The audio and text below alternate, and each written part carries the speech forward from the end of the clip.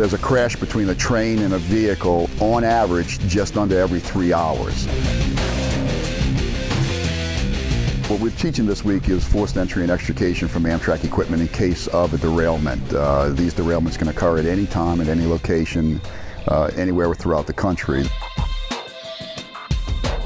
Until you get your hands on, get out into the environment where the cars are set up in the mode they would be in after a rail disaster. Start working where the cars are at angles, upside down, turned.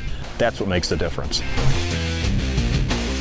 I've never been on one, so this was a completely new experience for me as far as getting inside and actually doing some work.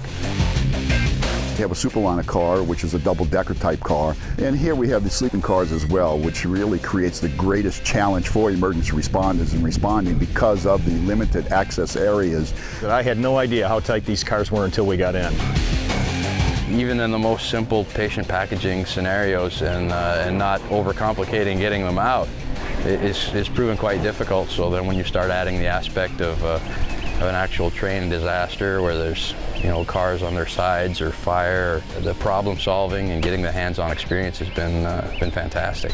The main object of the exercise of this particular course is to look after the casualties and get the casualties out safely. So we've given them every type of scenario they can possibly imagine that they're going to find about to get these people out. We had to go over the top and then lower ourselves into the actual car, go back through the corridor, retrieve the patients, then take them back to that outer door and then down to the ground. One car leaned down on top of another one, and so we're going through the upper window from a second car, and we're going down through the corridor. We're recovering patients and then taking them back up, and then we're doing ladder slides to do the removals of the patients. Just the simple extrication, getting up that narrow hallway is pretty manpower involved. Different types of hot cutting in different scenarios, but with a casualty underneath. What we teach them to do is how to use these torches in a really professional manner and to mitigate any sparking or any slagging actually going onto the casualty.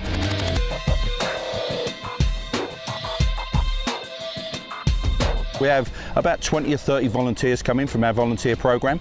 They are moulaged, they're put in many situations, they're trapped, and these responders will not know what they've got until they actually turn up. They will treat this as an incident. There will be a commander, and they will actually work until this particular incident is over.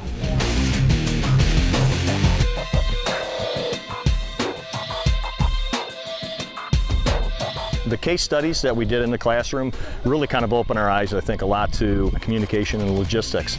And when we start talking about other people's incidents, we can look at them, step back and look at them in a little bit more global sense and say, what initial actions did they take? How did they handle things, knowing what we now know about patient packaging, movement, etc. So it kind of brings things together, the classroom learning portion as well as the hands-on out here.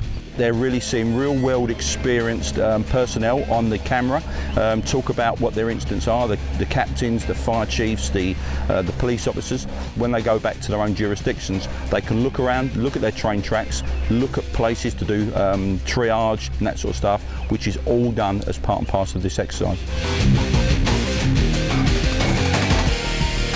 Actually getting inside the trains with these guys and learning from their experiences, it's just more knowledge from my toolbox. It's important that we get and reach out to as many communities as possible throughout the country to allow them to come here and experience a train disaster in a controlled environment. The rails are running through communities big and small, and I think the information you take away, both classroom and hands-on, are pretty valuable. So I recommend it to anybody.